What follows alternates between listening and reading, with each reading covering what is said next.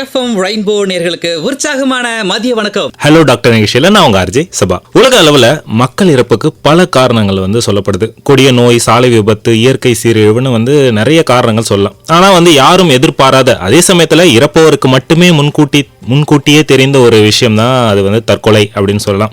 செய்திகள் மற்றும் செய்தித்தாள்களில் நாம கேள்விப்படுறதை விட தற்கொலையினால் இறப்பு ஏற்படும் எண்ணிக்கை மிகவும் அதிகம். என்னதான் தற்கொலை சம்பந்தப்பட்ட விழிப்புணர்வு மக்கள் கிட்ட இருந்தாலுமே இன்றும் தற்கொலைகள் நடந்துட்டு தான் இருக்கு என்பது கசப்பான ஒரு உண்மை. இன்னைக்கு உலக தற்கொலை தடுப்பு தினம் அனுசரிக்கப்படுது. ஸோ இன்றைய ஹலோ டாக்டர் நிகழ்ச்சியில தற்கொலை மற்றும் தற்கொலை தடுப்பு குறித்த பல்வேறு கேள்விகளுக்கு விளக்கமளிக்க நம்முடன் நிலையத்தில் இணைந்துள்ளார் மனநல மருத்துவத்துறை பேராசிரியர் டாக்டர் ஆர் பார்த்தசாரதி அவர்கள். வணக்கம் சார். வணக்கம் சார். ஓகே. ஸோ தற்கொலை அப்படின்ற விஷயம் நம்ம சாதாரணமாக பார்க்க முடியாது இல்லையா? ஸோ இப்போ தற்கொலையை பொறுத்த வரைக்கும் உலக அளவில் எந்த அளவுக்கு அதிகமாக இருக்கு சார்? ரொம்ப இன்னைக்கு உலக தற்கொலை தடுப்பு தினம் அனுசரிக்கப்படுது. இதுல தற்கொலை பத்தி நம்ம பேசுறதுக்கு இந்த வாய்ப்பு அளித்ததற்கு ரொம்ப நன்றி.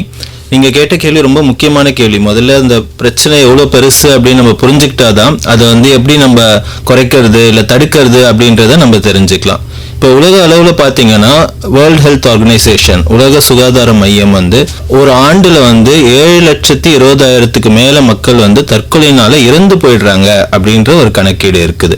அதே மாதிரி இந்திய அளவுல 1,70,70,000 மேல மக்கள் ஒரு ஆண்டுக்கு தற்கொலையினால இறக்குறாங்க அப்படின்றது ஒரு புள்ளி விவரம் இருக்குது. இது அஃபிஷியலா நம்ம போலீஸ் ரெக்கார்ட்ஸ்ல இருந்து எடுக்கப்படக்கூடிய ஒரு புள்ளி விவரம் தான் இந்த விவரம். இது பொதுவா என்ன நினைக்கிறாங்கன்னா, நிஜமா தற்கொலை அளவு இதை விட பல மடங்கு அதிகமா தான் இருக்கும், இதை விட கம்மியா இருக்கிறதுக்கு வாய்ப்பு இல்லை அப்படின்றது நம்ம தெரிஞ்சு. ரெக்கார்ட் பண்ணப்பட்ட விஷயங்கள் இவ்வளோ ரெக்கார்ட் பண்ணாம இருக்கலாம் அப்படின்னு சொல்றாங்க. ஆமா, எனக்கே கேக்குறப்போ அது ரொம்ப அப்நார்மலா இருக்கு நம்பர்ஸ். கரெக்ட். நம்ம ஒரு கணக்கு எப்படி எடுப்பாங்கன்னா, 1,00,000க்கு எத்தனை பேர் இறக்குறாங்க ஒரு வருஷத்துக்கு அப்படி பாத்தீங்கன்னா, இந்திய அளவுல பொதுவா 10 to 12 பேர் 1,00,000 பாப்புலேஷன்ல தற்கொலையினால இறக்குறாங்க. அதே நம்ம பாண்டிச்சேரியில நம்ம பேசிட்டு இருக்கிறோம். பாண்டிச்சேரியில இந்திய அளவை விட 4 மடங்கு கிட்டத்தட்ட ஜாஸ்தி. 1,00,000க்கு 40 பேர் ஒரு ஆண்டுக்கு தற்கொலையினால இறக்குறாங்க. ஸோ அதனால நம்ம அதை பத்தி பேச வேண்டியது ரொம்ப முக்கியமான ஒரு விஷயமா நான் நினைக்கிறேன். நேரம் 3:05 ஹலோ டாக்டர் நிகழ்ச்சியில இன்னைக்கு உலக தற்கொலை தடுப்பு தினம் பத்தி தான் கேட்டுட்டு இருக்கோம். ஸோ டாக்டர் முந்தைய கணக்கீட்டின் அளவை விட தற்போது இந்த தற்கொலை செய்து கொள்பவரோட எண்ணிக்கை அதிகரிச்சிருக்கா இல்ல குறைஞ்சிருக்கா? ஏன்னா முன்ன விட அவேர்னஸ் அதிகமா இருக்கலாம் இப்போ. ஸோ நிறைய சோஷியல் மீடியாஸ்லாம் இருக்கிறதுனால அவேர்னஸ் இருக்கிறதால அது குறைஞ்சிருக்கா இல்லை அதிகமாக இருக்கா? பொதுவாக பார்த்தீங்கன்னா வருஷம் நம்ம இந்திய அரசாங்கம் அந்த வருஷத்துக்கு எவ்வளோ பேர் தற்கொலையினால இறந்துருக்கிறாங்க அப்படின்ற ஒரு கணக்கீடு வெளியிடுவாங்க. அது பார்த்தீங்கன்னா அந்தந்த வருஷத்துக்கு லேசான ஒரு மாறுதல் இருக்கும். ஒரு 5% முன்னாடி இருக்கும், ஒரு 5% பின்னாடி இருக்கும். பட் பொதுவாக நம்ம ஒரு போன 30 வருடங்கள் 40 வருடங்கள்ல பொதுவாக நம்ம பார்க்கும்போது, ஒரு ப்ராட் வியூ எடுக்கும்போது, ஒரு 30% 40% தற்கொலை குறைஞ்சிருக்கு அப்படின்றது தான் சொல்லியிருக்கிறாங்க. இதுல நல்ல விஷயம் என்னன்னா, இதெல்லாம் நம்ம தற்கொலை தடுப்பு விழிப்புணர்வு அதுக்குண்டான விஷயங்கள் நம்ம செய்யறதுனாலதான் இந்த படிப்படியா இது குறைஞ்சிருக்குது. மனநலம் சார்ந்த பிரச்சனைகளுக்கு நவீன சிகிச்சைகள் வந்திருக்குது, அதுக்கான ட்ரீட்மெண்ட்ஸ் வந்திருக்குது. அதை மக்கள் எடுத்துக்கிறதுனால தான் இந்த தற்கொலை அளவுகள் குறைஞ்சிருக்கு அப்படின்றது ஒரு நல்ல விஷயம். அதுல நம்ம ஒரு நம்பிக்கை எடுத்துக்கலாம். ஆனா முழுசா நம்ம எதிர்பார்க்குற அளவுக்கு குறைஞ்சிருக்கானா இன்னும் இல்லை, இன்னும் நிறைய வேலை பாக்கி இருக்கு. ஸோ ஆக்சுவலாக முன்னெல்லாம் மனநலத்தை ஒரு பெரிய விஷயமா எடுத்துக்க மாட்டாங்க. இப்போ மக்களே ஓகே மனநலம்ன்றது ஒரு பிரச்சனை இருக்கு, நம்ம போயிட்டு பார்க்கணும் அப்படின்னு சொல்லிட்டு ஒரு அவேர்னஸ் வந்திருக்கு. அந்த அவேர்னஸ் இன்னும் கூட நல்லா வளரணும். இப்போ எப்படி ஒரு உடம்பு பிரச்சனைக்கு வந்தா டாக்டர் போய் பார்க்குறாங்க, ட்ரீட்மெண்ட் எடுக்கிறாங்க, அதை பத்தி யாரும் அது பெருசா அது பேசப்படுற ஒரு விஷயமா இல்லை. ஆனா இன்னைக்கு கூட சைக்காட்ரி டிபார்ட்மெண்ட்டுக்கு வராங்க ஒரு பேஷண்ட், ஒரு மனநல மருத்துவத்துறைக்கு ட்ரீட்மெண்ட் எடுக்கிறதுக்காக வராங்கன்னா சுத்தி இருக்கிறாங்க ஒரு தவறான கண்ணோட்டத்தோட பாக்குறது இன்னைக்குமே நடந்துட்டு தான் இருக்குது. ஓகே. தற்கொலைக்கு பல காரணங்கள் சொல்லப்படுது. என்னென்ன காரணங்கள்லாம் ஸ்பெசிஃபிக்கா நம்ம சொல்லலாம்? நிறைய காரணங்கள் இருக்கு. காரணம் பாத்தீங்கன்னா நம்ம உறவுகள், அது நம்ம அந்தந்த வயசுக்கு ஏற்றபடி எந்தெந்த உறவுகள் இருக்குதோ அதுல ஏற்படுற சிக்கல்கள், அதனால ஏற்படுற பிரச்சனைகள்னால வருது. காதல் தோல்வியில இருந்து, கணவன் மனைவி பிரச்சனையில இருந்து, குடும்ப பிரச்சனையில இருந்து, சொந்தக்காரங்க, நண்பர்கள் எல்லாம் இது வந்து ஒரு முக்கியமான காரணமா இருக்குது. இது முதல் விஷயம். ரெண்டாவது விஷயம் பாத்தீங்கன்னா பணம் சம்பந்தப்பட்ட பிரச்சனைகள். ஒண்ணு வந்து கடன் இழப்பு, அந்த மாதிரி இழப்பு, கடன் தொல்லையினால, இல்ல வந்து வருமானம் பற்றாக்குறை. ஸோ இதெல்லாமே வந்து ஒரு முக்கிய காரணமாக, வேலையின்மை. ஸோ இதெல்லாமே வந்து இளைஞர்கள் கிட்ட ஒரு முக்கியமான காரணமா இருக்குது. மூணாவது விஷயம் பாத்தீங்கன்னா நோய்கள். இப்போ உடல் சார்ந்த நோய்கள் வந்துட்டு ரொம்ப நாள் வந்து சரியாகாம இருக்கிறது. ஸோ அதனால வந்து ஒருத்தவங்க வெக்ஸ் ஆயிட்டு தற்கொலை முயற்சி எடுக்கிறது, அது ஒரு முக்கியமான காரணம். மனம் சார்ந்த நோய்கள் அதுவுமே ஒரு முக்கியமான காரணம். போதை பழக்கம், மதுனாலேயோ இல்லை மற்ற போதைப் பொருட்கள்னால, அதனால வந்துட்டு தற்கொலை முயற்சிகள் எடுத்துக்கிறது, தற்கொலைனால இறந்து போறது, ரெண்டுமே வந்து நடந்துட்டு தான் இருக்கு. இதெல்லாம் வந்து காமனா நம்ம பார்க்கக்கூடிய காரணங்கள். ஓகே. ஸோ வந்து இப்போ மனநலம்ன்றது ரொம்ப முக்கியம். ஸோ மனநலம் பாதிக்கப்பட்டா வந்து இந்த தற்கொலை ஏற்படுவதற்கான வாய்ப்புகள் அதிகம். எந்த மாதிரியான மனநல பிரச்சனைகள்ல வந்து இந்த தற்கொலைகள் வந்து அதிகமா இருக்கு? நீங்க கேட்கறது ரொம்ப முக்கியமான ஒரு விஷயம். மனநல சார்ந்த பிரச்சனைகள்னால வந்து தற்கொலை முயற்சிகள், தற்கொலைனால ஏற்படுற இறப்புகள், அது எல்லாமே வந்து நடக்கிறது வந்து ரொம்ப நிறைய நடந்துட்டே இருக்கு. அதுல முதல் விஷயம், முக்கியமான ஒரு மனநல பிரச்சனை மன அழுத்தம், டிப்ரெஷன் நம்ம காமனா சொல்றது ஆங்கிலத்துல, மன அழுத்தம். இந்த மாதிரி பிரச்சனை இருக்கிறவங்க வந்துட்டு அவங்க வந்து ரொம்ப சோகமா இருப்பாங்க, ரொம்ப டல்லா இருப்பாங்க, அவங்க வந்து எந்த விஷயத்துலயும் ஆர்வம் இருக்காது, அவங்களுக்கு வந்து அந்த சந்தோஷம் இருக்காது, அந்த ரொம்ப சோர்வா இருப்பாங்க, உடல் அளவுலையும் மனசளவுலையும் விரக்தியா இருப்பாங்க. நம்ம எதுக்கு வாழணும், நம்ம இருக்க வேண்டாம், நம்ம இறந்துடலாம், அந்த மாதிரி அந்த எண்ணங்கள் வரும்போது அந்த பிரச்சனையிலேருந்து நம்ம மீண்டு வர முடியாது அப்படின்னு அவங்க நம்பிக்கை குறையும் போது அந்த டைம்ல வந்து இந்த மாதிரி ஒரு முடிவு எடுத்துடுறாங்க. இது முதல் விஷயம், மன அழுத்தம். அது இல்லாம போதை பழக்கம், குறிப்பா வந்து நம்ம ஊர்ல மது பழக்கம், கஞ்சா பழக்கம், மற்ற போதைப் பொருட்கள், இது எல்லாமே வந்துட்டு அதுக்கு அடிமையாகிறவங்க வந்துட்டு தற்கொலை முயற்சிகள் எடுத்துக்கிறாங்க. அது வந்து விபரீதமான ஒரு இதுல போய் முடியுது. இப்போ இவங்கெல்லாம் இப்போ இந்த போதைப் பொருட்கள்லாம் எடுத்தவங்க சுயநினைவோட இதெல்லாம் பண்றது கிடையாது இல்லையா? உண்மைதான். போதைப் பொருட்கள் எடுக்கிறதுனால வந்துட்டு ஒரு விஷயம் என்னன்னா, அவங்க வந்து அந்த டைம்ல வந்து சரியான முடிவுகள் எடுக்க அந்த திறன் குறைஞ்சிருது அவங்களுக்கு. அவங்க வந்துட்டு பின்விளைகளை பத்தி யோசிக்க மாட்டாங்க, அதை வந்து தவறா கணக்கிடுறாங்க. அந்த டைம்ல வந்து அவங்க ரொம்ப ஆபத்தான ஒரு தற்கொலை முயற்சி எடுக்கும் போது அது ரொம்ப அவங்க உயிரிழப்பு ஏற்படுற மாதிரி. அதனால அதாவது தெளிவா இல்லாத நேரத்துல வந்து டக்குன்னு முடிவு எடுத்து பண்ணிடுற ஒரு விஷயம் தான் அது. நார்மலா வந்திருந்தா கண்டிப்பா பண்ணிருக்க மாட்டாங்க. கரெக்டா சொல்லிருக்காங்க. அந்த டைம்ல வந்து அட்லீஸ்ட் அந்த டைம்ல அவங்க யோசிச்சிருப்பாங்க, ஒரு செகண்ட் அவங்க யோசிச்சா கூட அந்த முடிவு எடுத்திருக்க மாட்டாங்க. அந்த போதையில இருக்கும் போது அவங்க அந்த யோசிக்கிற திறன் வந்து அவங்களுக்கு குறைஞ்சிருது. நேரம் 3:11. ஹலோ டாக்டர் நிகழ்ச்சியில் இன்னைக்கு வந்து உலக தற்கொலை தடுப்பு தினம் குறித்த பல்வேறு விஷயங்களை வந்து நாங்கள் வந்து பேசிட்டு இருக்கோம். இன்று வந்து நம்மளுடைய நிலையத்துக்கு வந்து வந்திருக்காரு மனநல மருத்துவத்துறை பேராசிரியர் டாக்டர் ஆர் பார்த்தசாரதி. அவர் தான் வந்து நம்மளுடைய பல கேள்விகளுக்கு வந்து இப்போ பதில் சொல்லிட்டு இருக்காரு. அடுத்ததாக டாக்டர் வந்து இப்போ ஆண்கள் பெண்கள் ரெண்டு பேருக்குமே வந்து நிறைய வித்தியாசங்கள் இருக்கு. ஸோ வந்து இந்த தற்கொலை விஷயத்துல ஆண்களை விட பெண்கள் அதிகம், பெண்களை விட ஆண்கள் அதிகம், அந்த மாதிரி ஏதாவது இருக்கா? கண்டிப்பா இருக்கு. அதாவது ஆண்கள் வந்து இப்போ நான் முன்னாடி சொல்லியிருந்தேன் இல்லைங்களா, இந்திய அளவில் கிட்டத்தட்ட 1,70,70,000 பேர் வந்து ஒரு வருஷத்துக்கு இறக்குறாங்க. அதை விட அதிகமான பேர் வந்து தற்கொலைனால இறக்குறாங்க அப்படின்னு முன்னாடி சொல்லியிருந்தேன். அதில் வந்து கிட்டத்தட்ட 1,20,000 பேர் வந்து ஆண்களாக தான் இருக்கிறாங்க. கிட்டத்தட்ட 75% வந்து ஆண்கள் தான் தற்கொலைனால இறந்துடுறாங்க. மீதி கால்வாசி கிட்டத்தட்ட 50,000 பேர் வந்துட்டு பெண்களாக இருக்கிறாங்க. அதனால பெண்களோட தற்கொலைனால பெண்கள் வந்து கம்மியா பாதிக்கப்படுறாங்கன்னு நான் சொல்லல. தற்கொலை முயற்சிகள் அது வந்து பெண்கள் கிட்ட இன்னும் அதிகமா இருக்கு. இந்த வித்தியாசத்துக்கு முக்கியமான காரணம் என்னன்னா, ஆண்கள் வந்து அந்த தற்கொலை முயற்சி எடுக்கும்போது ரொம்ப ஆபத்தான விஷயங்களை அந்த முயற்சியை எடுக்கிறாங்க. அது வந்து ரொம்ப ஈஸியா வந்துட்டு உயிரிழப்புல முடிஞ்சிருது. ஸோ அந்த மாதிரியான ஒரு வித்தியாசங்கள் இருக்கு. ஆண்களும் பாதிக்கப்படுறாங்க, பெண்களும் பாதிக்கப்படுறாங்க, வேற வேற விதத்துல வேற வேற வகையில் எடுத்துக்கொள்ற முயற்சின்றது மூலமா தான் வந்து இந்த இறப்புகள்ன்றது அதிகமா இருக்கு. கரெக்டா சொன்னீங்க. ஸோ ஓகே, இப்போ பெண்கள் வந்து தற்கொலை முயற்சிகள் பண்ணாங்க. ஆண்கள்னு சொன்னா இந்த போதை பழக்கம் அந்த மாதிரி நம்ம நிறைய விஷயங்கள் சொல்லலாம். பெண்கள் வந்து தற்கொலை பண்ணிக்கிறதுக்கு என்ன காரணங்கள்லாம் சொல்லலாம்? பெண்கள் தற்கொலை செஞ்சுக்கிறதுக்கு ரொம்ப முக்கியமான காரணம் வந்துட்டு உறவுகள் சார்ந்த பிரச்சனைகள், அவங்களோட குடும்பத்தில் ஏற்படுற பிரச்சனைகள், அவங்களோட கணவன் மனைவிக்குள்ளே ஏற்படுற பிரச்சனைகள், பிள்ளைகளால் ஏற்படுற பிரச்சனைகள், சொந்தக்காரங்களால் ஏற்படுற பிரச்சனைகள். ஸோ இதெல்லாமே வந்து ரொம்ப முக்கியமான காரணங்களாக இருக்குது. அதே சமயத்தில் ஆண்கள் பொறுத்த வரைக்கும் பார்த்தீங்கன்னா வந்துட்டு பணப்பிரச்சனைகள், வேலை இல்லாமல் இருக்கிறது, கடன் தொல்லை, போதை பழக்கம், நீங்க முன்னாடியே சொல்லியிருக்கீங்க, போதை பழக்கம் ரொம்ப முக்கியமான ஒரு காரணமா இருக்கு. பெண்களுக்கு வந்து வேற வகையான காரணங்கள் இருக்கு. இது எல்லாமே வந்து அந்த ஃபைனல் ஸ்டெப், அந்த கடைசியா அந்த முடிவு எடுக்கிறதுக்கு ஒரு தூண்டுதலா அமையுது. ஸோ வந்து பெண்கள் தற்கொலையை பொறுத்த வரைக்கும் உறவுகள் வந்து முக்கியமான ஒரு விஷயமா இருக்கு. ஆண்களை பொறுத்த வரைக்கும் இந்த தினசரி வாழ்க்கையில வந்து பணம் அந்த மாதிரி விஷயங்கள் வந்து ரொம்ப முக்கியமா. நம்ம சமுதாயம் அந்த மாதிரி வந்து ஒரு கட்டமைப்பு இருக்கு, அது கொஞ்சம் கொஞ்சமா மாறிட்டு இருக்குது, ஆனா இன்னும் முழுமையா மாறல இல்லைங்களா? Okay sir. ஸோ இப்போ வந்து நம்ம வந்து தற்கொலை வந்து ஆண்கள் பெண்கள் கிட்டத்தட்ட வந்து சேம் அளவில் தான் பண்ணிக்கிட்டாலும் அவங்க முயற்சிகள்னால வந்து ஆண்கள் வந்து அதிகம் பேர் வந்து இறக்குறாங்க அப்படின்றத சொன்னீங்க. இப்போ வந்து ஒருத்தர் வந்து தற்கொலை பண்ணிக்க போறாரு அப்படின்றது வந்து நம்ம எப்படி கண்டுபிடிக்கலாம்? எப்படி எந்த மாதிரியான சிம்டம்ஸ்லாம் அவர் பார்த்த உடனே நமக்கு தெரியும்? இது நம்ம வந்து எல்லாருமே ரொம்ப முக்கியமா தெரிஞ்சுக்க வேண்டிய ஒரு விஷயம். ஏன்னா வந்துட்டு நம்ம தற்கொலை, நாங்கள் மனநல மருத்துவர்கள் வந்து எல்லா இடத்துலையும் இருக்கிறதில்ல, எல்லா இடத்துலையும் நம்ம வந்துட்டு நம்மளோட நெருங்கியவர்களை, நண்பர்களில், உறவினர்களில், நம்ம சொந்தக்காரங்களில் யார் வந்து தற்கொலை செய்ய போகிறாங்க அப்படின்றத தெரிஞ்சுக்கிறதுக்கு கொஞ்சம் வார்னிங் சைன்ஸ் இருக்குது. முக்கியமான விஷயம், நிறைய பேர் தற்கொலை செய்துக்கிறவங்க வந்துட்டு அதுக்கு முன்னாடி அதை பற்றி ஏதாவது ஒரு விஷயம் பேசுவாங்க.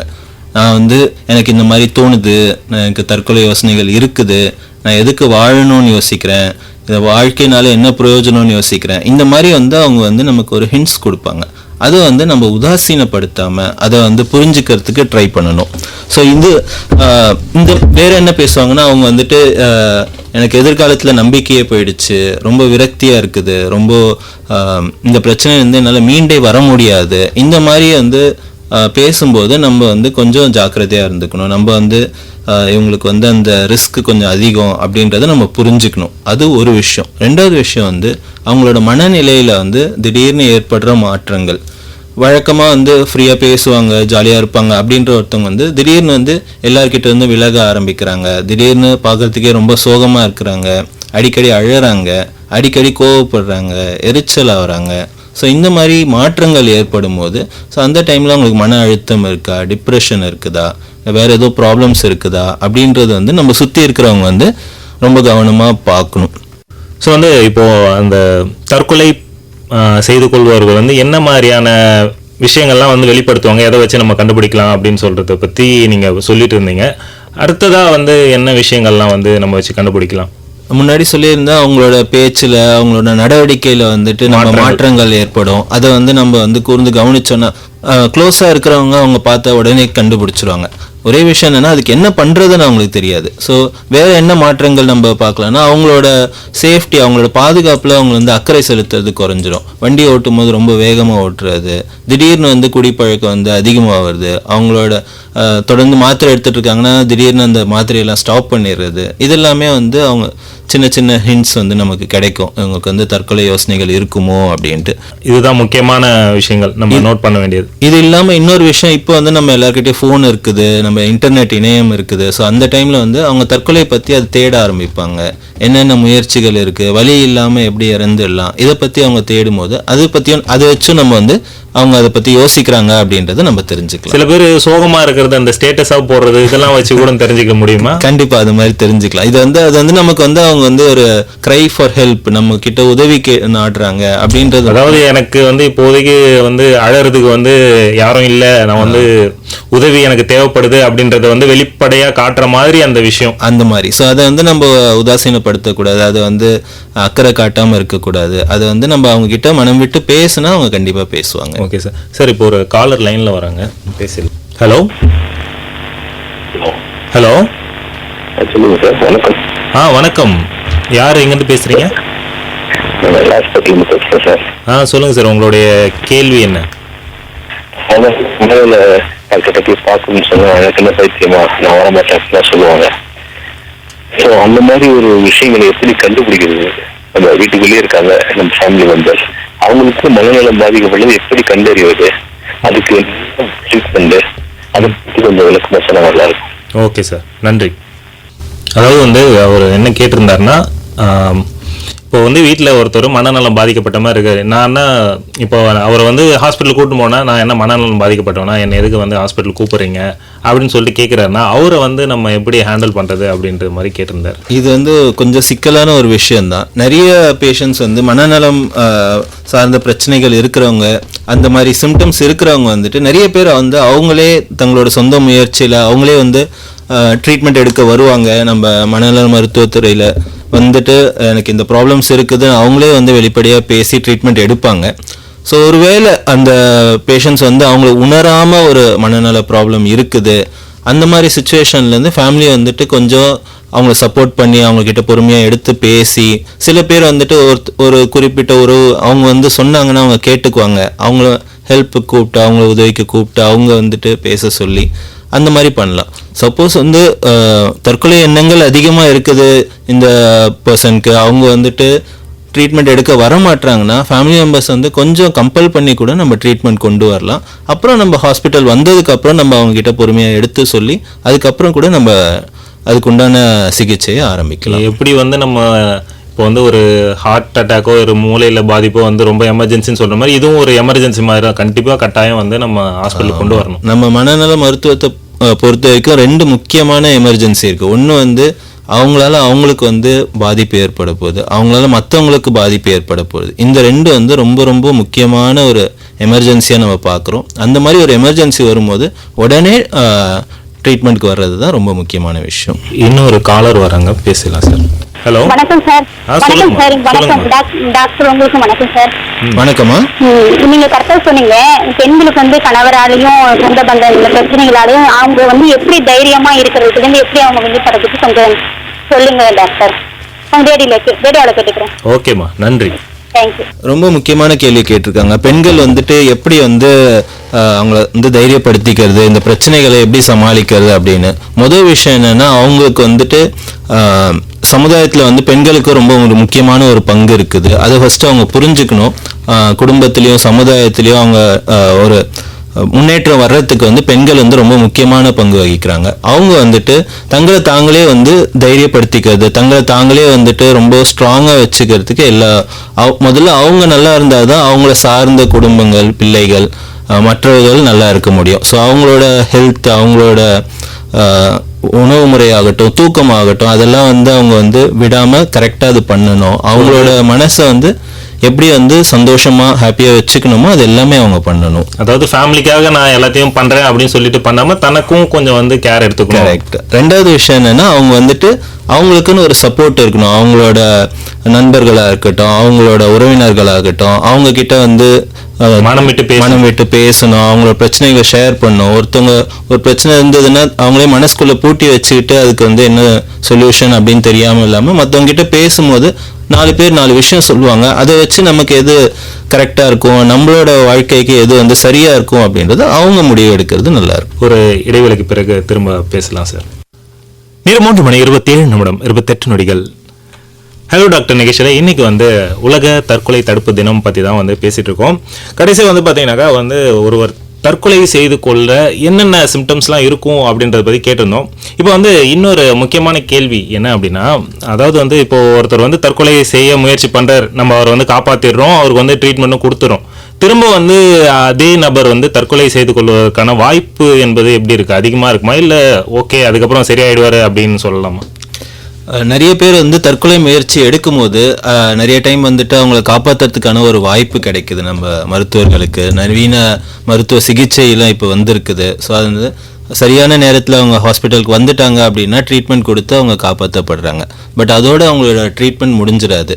அதுக்கப்புறம் ஒரு 3 மாதத்துலேருந்து 6 மாதம் வரைக்கும் மறுபடியும் அவங்க வந்து தற்கொலை முயற்சி எடுக்கிறதுக்கான வாய்ப்புகள் அதிகமாக இருக்கும். ஸோ அது வந்து அந்த பீரியடில் வந்துட்டு அவங்க ஃபேமிலி, அவங்கள ஃப்ரெண்ட்ஸு, அவங்களோட சப்போர்ட்டில் இருக்கிறவங்க வந்து எல்லாமே வந்து அவங்க கொஞ்சம் கவனமாக பார்த்துக்கணும். அந்த டைமில் வந்துட்டு அவங்க மனநல மருத்துவத்துறையை நாடி அதுக்குண்டான சிகிச்சை, அவங்க எதனால அந்த தற்கொலை முயற்சி எடுத்தாங்க, அந்த பிரச்சனை இன்னும் இருக்குதா, அந்த பிரச்சனை சால்வ் பண்ணுறதுக்கான வழிமுறைகள் இருக்குதா, அது எல்லாமே வந்து அவங்க தெரிஞ்சுக்கணும்.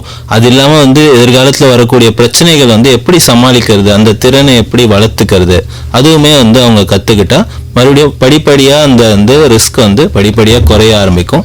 முதல் 3 மாசத்துலேருந்து 6 மாதம் வந்து அந்த ரிஸ்க் வந்து கண்டிப்பாக அதிகமாக தான் இருக்குது. வந்து ஃபர்ஸ்ட் 3 monthsலேருந்து அடுத்த 6 மாசம் வரைக்கும் கொஞ்சம் வந்து ஜாக்கிரதையா பார்த்துக்கணும். கண்டிப்பாக ஜாக்கிரதையாக இருக்கணும். அதாவது நம்ம எதாச்சும் அவங்கள காப்பாத்திட்டாலும் அந்த ரிஸ்க்ன்றது இருந்துட்டே இருக்கும். ஸோ வந்து கவனமா இருக்கணும் அப்படின்னு சொல்றீங்க. நாங்கள் நிறைய டைம் வந்து அவங்க ஃபேமிலிக்கு வந்து நாங்கள் என்ன அட்வைஸ் பண்ணுவோம்னா வந்து அந்த டைமில் வந்து அவங்களை தனிமையாக விட வேண்டாம். யாராவது ஒருத்தவங்க அவங்க கூட இருங்க, அவங்களுக்கு சப்போர்ட் பண்ணுங்க, அவங்க பாதுகாப்பாக வச்சுருங்க. அவங்களுக்கு என்ன ட்ரீட்மெண்ட் தேவையோ, அவங்க என்ன சிகிச்சைகள்லாம் தேவையோ அது எல்லாமே கொடுங்க, அவங்க பாதுகாப்பில் வச்சுருந்து கொடுங்க அப்படின்றது தான் நாங்கள் அட்வைஸ் பண்ணுறது. நேரம் 3:30 28 நொடிகள். ஹலோ டாக்டர் நிகழ்ச்சியில் இன்னைக்கு வந்து தற்கொலை தடுப்பு தினம், உலக தற்கொலை தடுப்பு தினம். ஸோ அது ரிலேட்டடாக தான் பேசிட்டு இருக்கோம். இப்போ ஒரு நேர் வந்து லைன்ல வராங்க, யார் எங்கன்னு கேட்கலாம். ஹலோ வணக்கம் சார். வணக்கம், யார் எங்கன்னு பேசுறீங்க? வாழைப்படம் கலா பேசுறேன் சார். சொல்லுங்க மேடம், உங்களுடைய கேள்வி என்ன? நீங்க மருத்துவர்கிட்ட டைரக்டாவே கேட்கலாம். வணக்கம் சார். வணக்கம்மா. சார், எனக்கு தெரிஞ்ச ஒரு ஃபேமிலி வந்து சொல்லுங்கம்மா. ஹஸ்பண்ட் வந்து கொஞ்சம் ட்ரிங்க்ஸ் பண்ணணும் வச்சுங்களா. அவர் பண்ணிட்டு வந்து சரியா வேலைக்கு போகாம வீட்டுல ஒரே பிரச்சனையா இருக்கும். அவங்க ஒய்ஃப் பாத்தீங்கன்னா வேலைக்கு போல, வருமானம் இல்ல சொல்லிட்டு அவங்க ஒரு சண்டை வரதுல 2 பேருக்கும் அதிகமா சண்டை வரும். அவங்க அடிக்கடி சூசைட் பண்ணிக்க போறாங்க வச்சுங்களா.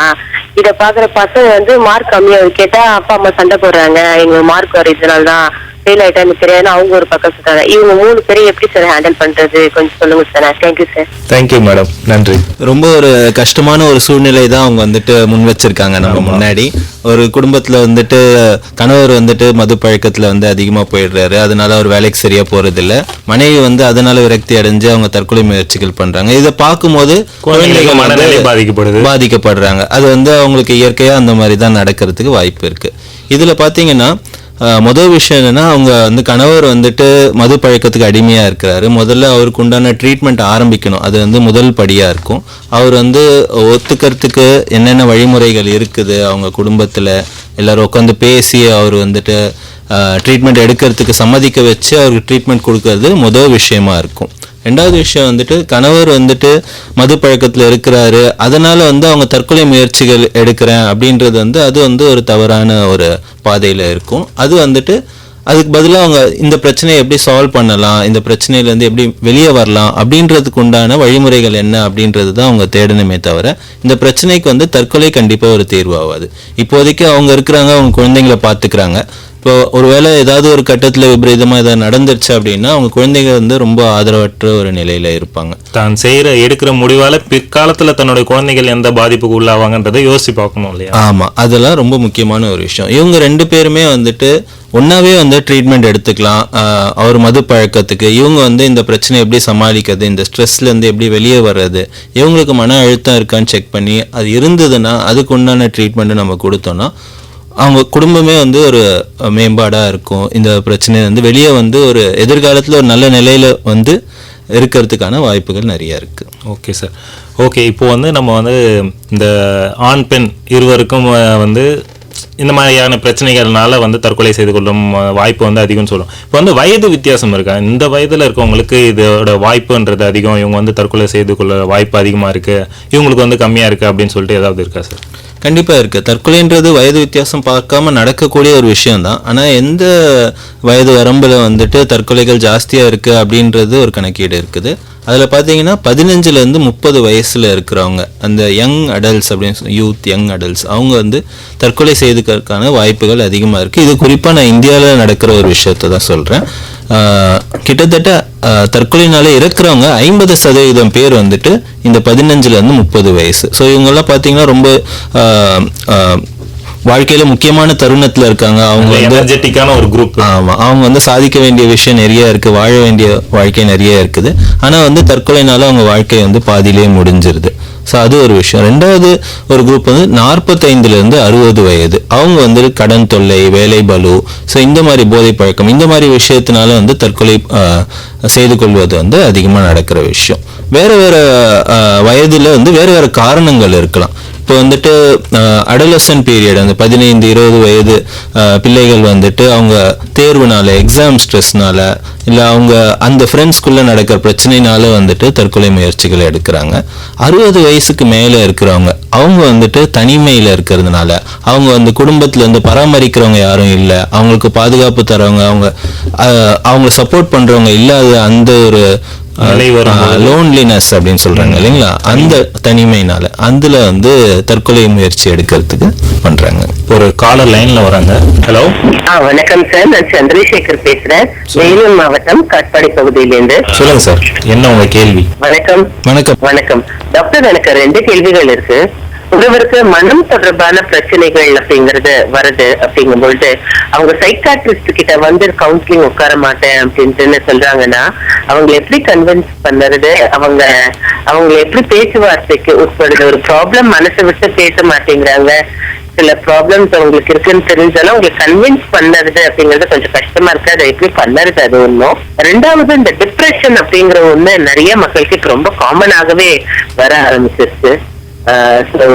இந்த டிப்ரெஷன் இருக்கக்கூடிய நபர்களை எப்படி நம்ம கண்டுபிடிக்கிறது, அந்த டிப்ரெஷன் இருக்கக்கூடிய ஸ்டேட்டஸ் என்ன, இந்த டிப்ரெஷன்ல இருந்து வெளியில கொண்டு வர்றதுக்கு என்ன மாதிரியான சிகிச்சை முறைகள்லாம் இருக்கு, இத பத்தியும் கொஞ்சம் விளக்கமா சொல்லுங்க. ரொம்ப நல்ல கேள்வி கேட்டிருக்காங்க.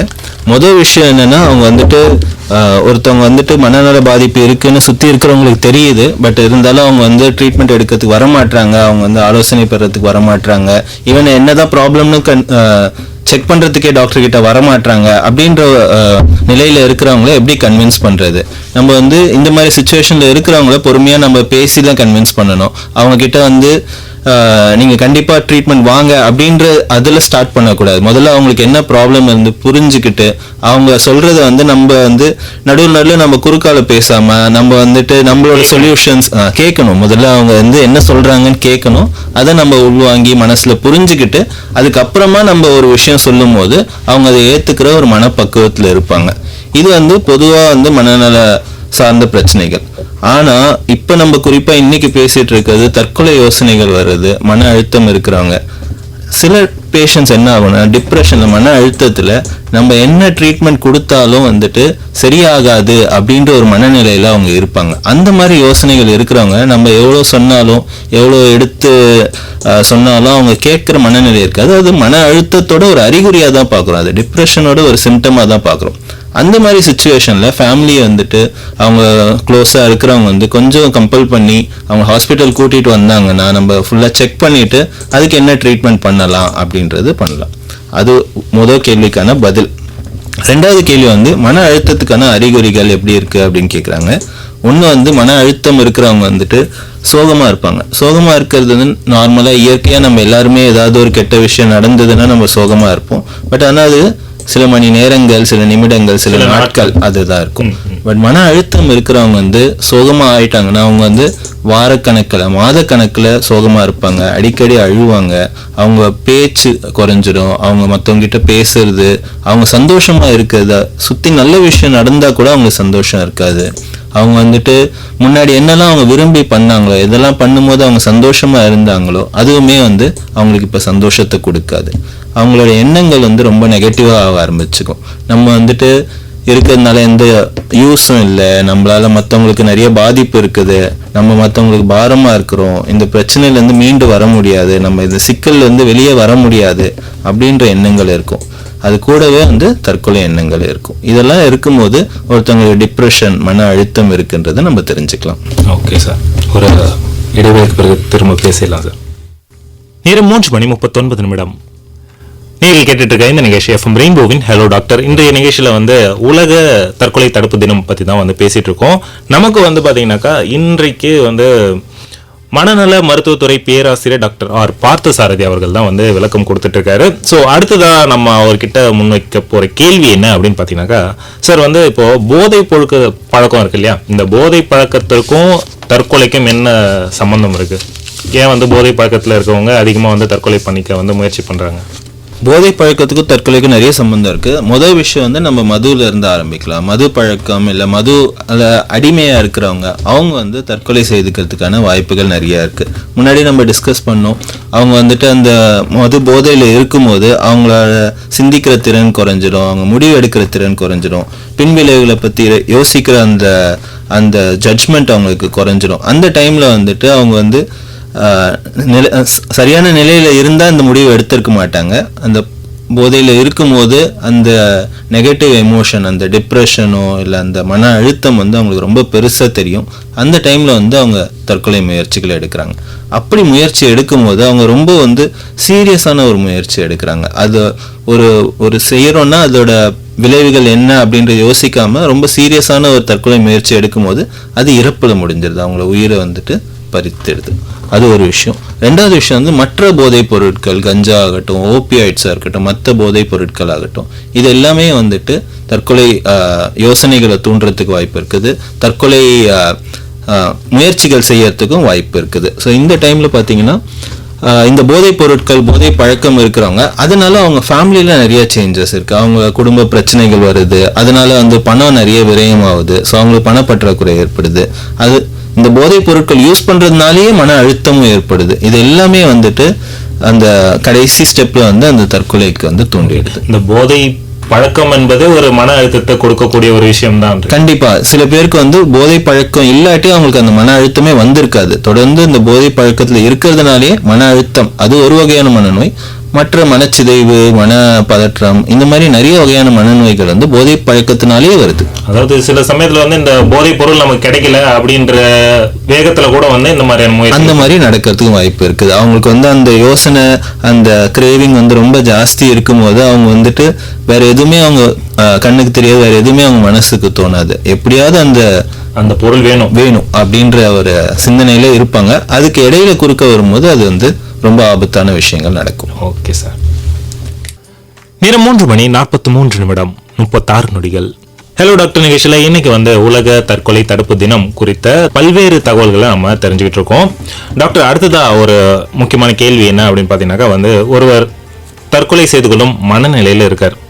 அவருக்கு ஆனால் தெரியுது நம்ம வந்து ஏதோ பண்ணிக்க போகிறோம் அப்படின்னு சொல்லிட்டு. ஸோ வந்து அவர் வந்து இந்த விஷயத்தை தடுக்கணும், ஓகே இந்த அந்த மனநிலையிலேருந்து தன்னை மாற்றிக்கணும் அப்படின்னு நினச்சாருன்னா அவர் என்ன விஷயங்கள்லாம் வந்து கடைபிடிக்கலாம்? ரொம்ப நல்ல கேள்வி கேட்டிருக்கீங்க. நிறைய பேர் நினைப்பாங்க வந்துட்டு ஒருத்தவங்க வந்து தற்கொலை முயற்சி பண்ணணும், அப்படி தற்கொலை யோசனை வந்து அவங்க முயற்சி எடுக்கிறாங்கன்னா அவங்க கண்டிப்பாக வந்து இறந்துடணும் அப்படின்னு முடிவு பண்ணிட்டாங்க அப்படின்ற ஒரு பொதுவான கருத்து இருக்குது. ஆனால் அது உண்மை கிடையாது. நிறைய பேர் வந்து தற்கொலை முயற்சி எடுக்கிறவங்க வந்துட்டு அவங்களால சரியான முடிவு எடுக்கல. அவங்க வந்துட்டு அந்த டைம்ல அவங்களுக்கு வந்து அந்த எமோஷன்ஸ் எப்படி ஹேண்டில் பண்றது, அந்த யோசனைகள் அதிகமாக வரும்போது எப்படி ஹேண்டில் பண்றதுன்னு தெரியாம அந்த முயற்சி எடுக்கிறாங்க. நிறைய பேஷண்ட்ஸ் நம்ம பார்க்கும்போது அந்த முயற்சியிலேருந்து வெளியே வரும்போது அவங்க காப்பாற்றிட்டாங்க, அதுக்கப்புறமா நம்ம ட்ரீட்மெண்ட்க்கு வராங்க அப்படின்னா நான் இனிமேட்டு அது பண்ண மாட்டேன், நான் நிறைய நான் கஷ்டப்பட்டேன், சுற்றி என்ன வழி இல்லை, அதனால நான் இந்த ட்ரை பண்ணேன் அப்படின்றத சொல்றவங்க நிறைய பேர் இருக்கிறாங்க. ஸோ அந்த மாதிரி தற்கொலை யோசனைகள் வர்றவங்க வந்துட்டு முதல் விஷயம் என்ன பண்ணணும்னா அவங்களுக்கு நம்பிக்கையான ஒருத்தவங்க கிட்ட, அவங்க குடும்பத்திலேயோ இல்லை அவங்க நண்பர்கள் வட்டத்திலேயோ இல்லை அவங்க கூட வேலை பார்க்குறவங்க யார் ஒருத்தவங்க நம்பிக்கையா இருக்காங்க அவங்க கிட்ட வந்து அதை பற்றி பேசுறது தான் முதல் ஸ்டெப்பாக இருக்கும். முதல் ஸ்டெப் அவங்க கிட்ட பேசி அவங்க கிட்ட இருந்து ஒரு சப்போர்ட் எடுத்துக்கிட்டு அவங்க கூடவோ இல்லை இவங்களே கூட தானவே வந்துட்டு ஒரு மனநல மருத்துவரை வந்து அணுகி, சைக்காட்ரிஸ்ட் டாக்டரை அணுகி இந்த ப்ராப்ளம்ஸ் எனக்கு இருக்குது, இதுலேருந்து எப்படி வெளியே வர்றது அப்படின்னு அவங்க வந்து ட்ரீட்மெண்ட் எடுத்துக்கலாம். நிறைய வகையான ட்ரீட்மெண்ட்ஸ் வந்து இந்த பிரச்சனைக்கு, மன அழுத்தத்துக்கும் இந்த தற்கொலை ப்ராப்ளம்க்கும் இந்த நிறைய வகையான ட்ரீட்மெண்ட் இருக்குது. மூணாவது விஷயம் என்னன்னா எந்த மாதிரி சுச்சுவேஷன் அவங்க வந்து அந்த ட்ரீட்மெண்ட் எடுக்கும் போது அந்த படிப்படியாக அவங்களுக்கு முன்னேற்றம் வரும்போது அந்த காலத்தில் வந்துட்டு அவங்க தனிமையாக இருக்கிறத வந்து அவாய்ட் பண்ணணும். முடிஞ்ச அளவுக்கு வந்து அவங்க ஃபேமிலி கூடவோ இல்லை அவங்க கூட வேலை பார்க்க யாராவது ஒரு நண்பர்கள் கூடவோ அவங்க டைம் ஸ்பெண்ட் பண்ணாங்கன்னா அந்த யோசனைகள் கொஞ்சம் மறைஞ்சு மற்ற விஷயங்கள்ல அவங்க கவனம் செலுத்த முடியும். ரொம்ப தற்கொலை யோசனைகள் ரொம்ப அதிகமாக இருக்குது, அவங்க கிட்ட பேசுறதுக்கு வேற யாருமே இல்லை அப்படின்னா ஹெல்ப்லைன் நம்பர்ஸ் இருக்குது, அந்த சூசைட் ஹெல்ப்லைன் நம்பர்ஸ் இருக்குது. நம்ம ஜஸ்ட் ஃபோனில் போட்டாலே நிறைய ஹெல்ப்லைன் நம்பர்ஸ் வரும், அதில் ஃபோன் பண்ணி பேசி அவங்க கிட்ட இருந்து ஒரு சப்போர்ட் எடுத்துக்கிறது நல்லாயிருக்கும். ஜஸ்ட் அந்த ஒரு நிமிஷத்தில் மாறக்கூடிய ஒரு விஷயம் தான் அந்த ஃபிராக்ஷன் ஆஃப் செகண்ட்ல நினைக்கிற ஒரு விஷயம் அது. ஆமா, அந்த டைம்ல அதை தாண்டிட்டாங்க, அந்த கஷ்டமான ஒரு தருணத்தை அவங்க தாண்டிட்டாங்கன்னா அதுக்கப்புறம் அந்த முடிவு எடுக்கிறது அந்த எண்ணங்கள் வந்து அவங்களுக்கு குறைஞ்சிரும். Okay sir. ஸோ வந்து இப்போ நம்ம வந்து பொதுவாக வந்து தனி மனிதர் வந்து தற்கொலை பற்றி பேசிட்டு இருந்தோம். இப்போ வந்து பொதுவாக வந்து சமுதாயம் வந்து இந்த விஷயத்தில் என்ன பண்ண முடியும், என்ன பண்ணலாம், சமுதாயத்தோட பங்கு இந்த தற்கொலைகளை தடுப்பதில் என்ன இருக்கணும் அப்படின்னு நினைக்கிறீங்க? சமுதாயத்தோட பங்கு வந்து ரொம்ப முக்கியமான ஒரு விஷயம். நான் எப்படி பார்க்குறேன் அப்படின்னா நம்ம வந்து மனநல சம்பந்தமான பிரச்சனையை வந்து பேசுறதுக்கே நம்ம பயப்படுறோம், அதை பத்தி பேசுறதுக்கு தயங்குறோம். மற்றவங்க யாராவது பேசுனாங்கன்னா அதுக்கு எப்படி வந்து நம்ம பதில் சொல்றது, அதுக்கு எப்படி ரெஸ்பாண்ட் பண்றது நம்ம வந்து தெரிஞ்சுக்காம இருக்கிறோம். அதனால யாராவது அதை பத்தி பேசுனாங்கன்னா அதை ஒதுங்கிட்டு நம்ம வேலையை பார்த்துட்டு போயிடுறோம். ஸோ அந்த ஒரு டென்ஷன் அந்த இது இருக்கு. நம்ம வந்து நம்ம தினசரி வாழ்க்கையில நம்ம சார்ந்து இருக்கிறவங்க, நம்ம கூட இருக்கிறவங்க, அவங்க எல்லாருமே வந்து மனநலத்தை முக்கியமா நம்ம பார்க்கணும். ஒருத்தவங்களுக்கு மனநல ப்ராப்ளம் இருக்குது, அதை பத்தி அவங்க பேசுறாங்கன்னா அதை வந்து காது கொடுத்து கேட்கணும், அவங்கள புரிஞ்சுக்கிறதுக்கு ட்ரை பண்ணணும். அவங்களுக்கு ஒரு ஹெல்ப் தேவை, அவங்களுக்கு அது ஒரு ஆதரவு தேவை, ஒரு சப்போர்ட் தேவைன்னா அது கொடுக்கறதுக்கு அவங்க ரெடியா இருக்கணும். அவங்க சப்போஸ் ட்ரீட்மெண்ட் தேவை அப்படின்னா எங்கெல்லாம் ட்ரீட்மெண்ட் இருக்குது அதை பத்தி பேசுறதுக்கும், பொதுவாக அதை பத்தி பேசக்கூடிய ஒரு அட்மாஸ்பியர் வந்து இருந்ததுன்னா ரொம்ப நல்லா இருக்கும். அந்த அட்மாஸ்பியர் கிடைச்சது அப்படின்னா அவங்க வந்து தற்கொலை யோசனைகள் வரும்போது இமிடியேட்டா அவங்க ட்ரீட்மெண்ட் எடுப்பாங்க, அதுல இருந்து வெளியே வர்றதுக்கான வாய்ப்புகள் இருக்கு. அந்த மாதிரியான அட்மாஸ்பியர் இருந்தால் ஜென்ரலா இந்த மாதிரி பிரச்சனைகள் வருவது ரொம்ப கம்மியா இருக்கும் இல்லையா? கண்டிப்பா. So okay. ஸோ இப்போ வந்து தற்கொலை தடுப்புல அரசாங்கம் வந்து எந்த மாதிரியான நடவடிக்கைகள்லாம் எடுத்துட்டு வராங்க? இப்போ சமுதாயத்துல இப்போ வந்து இதெல்லாம் பண்ணலாம் அப்படின்னு சொல்லிட்டீங்க, அரசாங்கம் வந்து இது தொடர்பா ஏதாவது நடவடிக்கை எடுக்கிறாங்களா? அரசாங்கம் வந்து இந்த தற்கொலை தடுப்பு வந்து ரொம்ப ஒரு முக்கியமான ஒரு விஷயமா பாக்குறாங்க. அந்த காலத்துல இருந்து இப்போ வரைக்குமே வந்துட்டு அந்தந்த டைம்ல வந்து நிறைய முயற்சிகள் வந்து தற்கொலை தடுப்பு, தற்கொலை சதவீதத்தை குறைக்கணும் அப்படின்றதுக்கு நிறைய முயற்சிகள் எடுத்திருக்காங்க. அதுல சில முக்கியமான விஷயங்கள் பார்த்தீங்கன்னா, ஒன்று வந்து முன்னாடி வந்து தற்கொலை முயற்சி வந்து ஒரு குற்றமா பார்த்தாங்க. நம்ம தற்கொலை முயற்சி ஒருத்தவங்க எடுத்தாங்க அப்படின்னா அவங்கள வந்துட்டு அரெஸ்ட் பண்ணலாம், 6 மாசம் வரைக்கும் ஜெயில் தண்டனை இருந்தது. அதை வந்து அரசாங்கம் வந்து இப்போ முழுமையா நீக்கிடுச்சு. அரசாங்கம் வந்து இப்போ புரிஞ்சுக்கிச்சு என்னன்னா, தற்கொலை முயற்சி எடுக்கிறவங்களுக்கு வந்து தேவை வந்து தண்டனை கிடையாது, அவங்களுக்கு தேவை வந்து சிகிச்சை, ஆலோசனை அப்படின்றத புரிஞ்சுக்கிட்டு மென்டல் ஹெல்த் கேர் ஆக்ட் 2017 இருந்து அந்த ஆக்ட் படி டீக்ரிமினலைசேஷன் ஆஃப் சூசைடு வந்து ஒரு குற்றம் கிடையாது அப்படின்றத வந்து அறிவிச்சிருக்காங்க. ஸோ இதனால என்ன நடக்குது அப்படின்னா, யாராவது ஒருத்தவங்க அந்த தற்கொலை முயற்சி வந்தாலும் ஹாஸ்பிட்டல் வந்தா அவங்க அதை பத்தி பேசுறாங்க. இல்லாட்டி முன்னாடி பயந்துகிட்டு அதை மறைச்சுக்கிட்டு நான் தெரியாம ஆக்சிடென்ட்டா இது நடந்துருச்சு அப்படின்ற மாதிரி. ஓகே, நம்ம வந்து சொல்லிட்டோம்னா நமக்கு வந்து எப்படியும் போலீஸ் ஸ்டேஷன்ல கம்ப்ளைண்ட் ஆயிடும், நம்ம புடிச்சிட்டு போயிடுவாங்க அப்படின்ற ஒரு பயத்துல சொல்ல மாட்டாங்க. ஸோ அப்போ வந்து அவங்களுக்கு அந்த தேவையான சிகிச்சை கிடைக்காம இருந்தது. ஸோ இப்போ வந்து அதுக்கான சிகிச்சை வந்து கிடைக்குது. ஸோ அது ஒரு விஷயம். ரெண்டாவது விஷயம் என்னன்னா, இந்த மென்டல் ஹெல்த் கேர் ஆக்ட்ல வந்துட்டு அரசாங்கமே வந்து யாருக்கெல்லாம் வந்து மனநல மருத்துவ சிகிச்சை தேவையோ அது வந்துட்டு கிடைக்கிறதுக்கு அதுக்கான ரைட் இருக்குது அப்படின்றத அறிவிச்சிருக்காங்க. அது இல்லாம சில குறிப்பிட்ட இடத்துல வந்துட்டு இந்த சூசைட் ஹெல்ப்லைன் சொல்லியிருந்தேன் இல்லைங்களா, அது என்ஜிஓ கூட என்ஜிஓஸ் யாரெல்லாம் அது பண்றாங்களோ அதை வந்து அரசாங்கம் சப்போர்ட் பண்ணுது.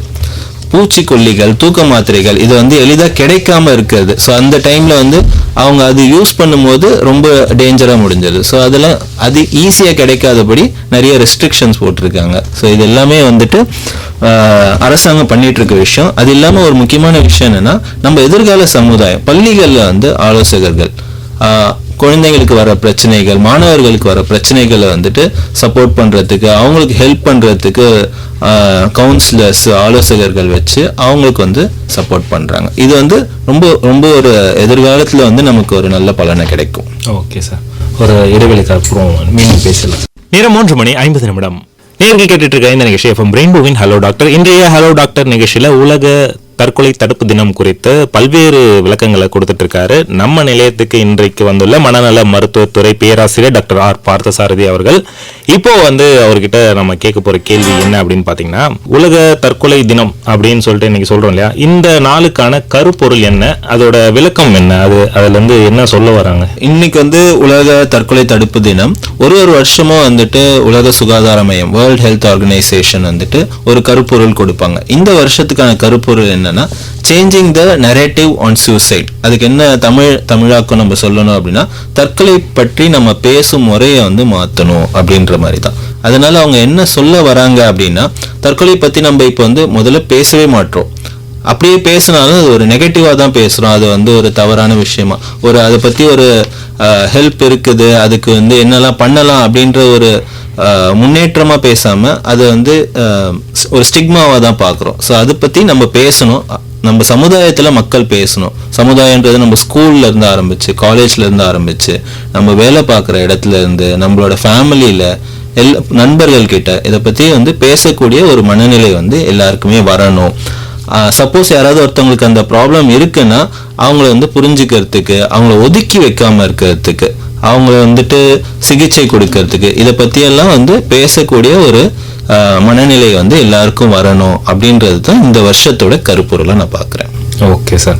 ஸோ வந்து கிட்டத்தட்ட வந்து நிறைய விஷயங்களை வந்து நம்ம பேசிட்டோம். ஃபைனலாக வந்து இந்த நிகழ்ச்சி மூலமா நீங்க வந்து இப்போ அந்த தற்கொலையை தடுக்கணும், இல்லை தற்கொலை வந்து ஏற்படாமல் இருக்கணும் அப்படின்னாக்கா பொதுமக்களுக்கு நீங்க சொல்ல விரும்புகிற விஷயம் என்ன? முக்கியமா நான் சொல்ல விரும்புறது என்ன அப்படின்னா, பொதுமக்கள் அனைவரும் புரிஞ்சுக்க வேண்டிய விஷயம் என்னன்னா, பெரும்பாலான தற்கொலைகள் வந்து தடுக்கக்கூடியது தான். யாருமே வந்து 100% முடிவு பண்ணிட்டு அந்த தற்கொலை முயற்சி எடுத்து இறந்து போயிடுறது இல்லை. அதுவும் பெரும்பாலான பேர் வந்துட்டு என்ன முடிவு எடுக்கிறதுன்னு தெரியாம ஒரு தவறான முடிவு எடுத்துறாங்க. நிறைய தற்கொலைகள் நம்ம தடுக்க முடியும். அப்படி தடுக்கிறதுக்கு வந்துட்டு நம்ம சுத்தி இருக்கிறவங்க வந்து மன அழுத்தம் இருக்குதா, அவங்க வந்து அந்த தற்கொலை பத்தி பேசுனாங்கன்னா அது புரிஞ்சுக்கிட்டு அவங்களுக்கு வந்துட்டு ஒரு சப்போர்ட் பண்றது, அவங்கள வந்துட்டு ஒரு ட்ரீட்மெண்ட் கொண்டு போறது, இது எல்லாமே நம்ம ஒருத்தரோட கடமையா நம்ம பார்க்கணும். யாராவது நம்ம தெரிஞ்சவங்க யாராவது மனநல மருத்துவ சிகிச்சை எடுத்துக்கிறாங்க அப்படின்னு நமக்கு தெரிய வந்ததுன்னா அவங்கள ஒதுக்கி வைக்காம அவங்களும் நம்மளோட ஒருத்தவங்க, நம்மளால முடிஞ்ச சப்போர்ட் அவங்களுக்கு கொடுக்கணும் அப்படின்ற ஒரு மனப்பக்குவத்தை நம்ம எல்லாருமே வளர்த்துக்கணும். அதுதான் நான் சொல்ல வேண்டிய கருத்தா இருக்கு. Okay sir. ஸோ இப்போ வந்து இந்த மனநல ஆலோசனைக்குன்னு ஏதாவது டோல் ஃப்ரீ நம்பர் அந்த மாதிரி ஏதாவது இருக்கா? இருக்கு. நம்ம இந்திய அரசாங்கம் வந்துட்டு டெலிமனஸ் அப்படின்ற வந்து ஒரு ப்ரோக்ராம் வந்து லான்ச் பண்ணியிருக்காங்க. அதுல பாத்தீங்கன்னா இந்தியா ஃபுல்லா வேற வேற மொழிகள்ல வந்துட்டு டோல் ஃப்ரீ நம்பர் இருக்கு. இது தற்கொலைக்காக மட்டும் கிடையாது, மனநல சம்பந்தமா அவங்க வந்து எந்த ஒரு சந்தேகம் இருந்தாலும், ஒரு டவுட் இருந்தாலும், சப்போஸ் அந்த தற்கொலை எண்ணங்கள் அதிகமா இருக்குன்னா அந்த டைம்ல வந்து டோல் ஃப்ரீ நம்பருக்கு அவங்க ஃபோன் பண்ணி பேசலாம். ஒரு ஆலோசகர் பேசி அவங்க என்னென்ன ஸ்டெப்ஸ் எடுக்கலாம் அப்படின்றத வந்து அவங்க வந்து அட்வைஸ் பண்ணுவாங்க. அந்த நம்பர் வந்து 1441614416. இந்த நம்பர் வந்து டெலிமனஸோட நம்பர். Okay sir. ஸோ வந்து இன்னைக்கு வந்து சூப்பராக வந்து 1 hour போனதே தெரியல. நிறைய விஷயங்கள் வந்து இந்த தற்கொலை சம்பந்தமாகவும் இதை வந்து எப்படி தடுக்கலாம், இதை வந்து சமுதாயத்தில் எந்த மாதிரி இந்த விஷயங்களை அணுகலாம் அப்படின்னு சொல்லிட்டு சூப்பராக சொல்லியிருந்தீங்க. எங்கள் நிலையத்தின் சார்பாகவும் நேயர்கள் சார்பாகவும் உங்களுக்கு நன்றி சார். எனக்கு இந்த வாய்ப்பு கொடுத்ததுக்கு, தற்கொலை பற்றி நம்ம சமுதாயத்தில் ஒரு விழிப்புணர்வு ஏற்படுத்துறதுக்கு இந்த வாய்ப்பு கொடுத்ததுக்கு நான் ரொம்ப நன்றி சொல்கிறேன்.